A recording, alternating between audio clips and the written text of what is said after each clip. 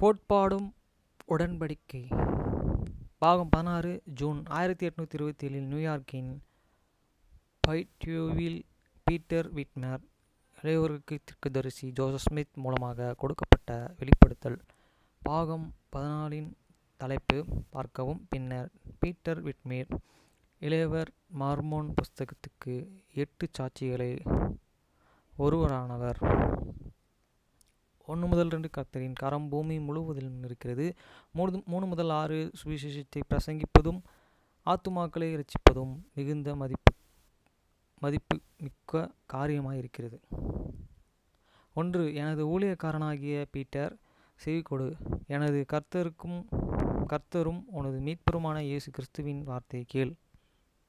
வசனம் 2. இதோ கண்டிப்புடனும் வல்லமையுடனும் நான் உன்னுடனே பேசுகிறேன், ஏனெனில் என் கரம் பூமி முழுவதிலும் இருக்கிறது. 3. என்னையும் உன்னையும் தவிர ஒரு மனுஷனும் அறிந்திராதையே நான் உனக்கு கூறுவேன். 4. ஏனெனில் உனக்கு அதிக மதிப்புடைய ஏதுவாயிருக்குமென அநேக முறைகள் என்னிடம் நீ வாஞ்சித்தாய்.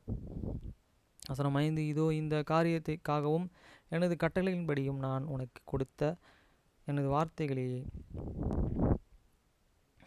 பேசியதற்காகவும் நீ பாக்கியவானாயிருப்பாய்.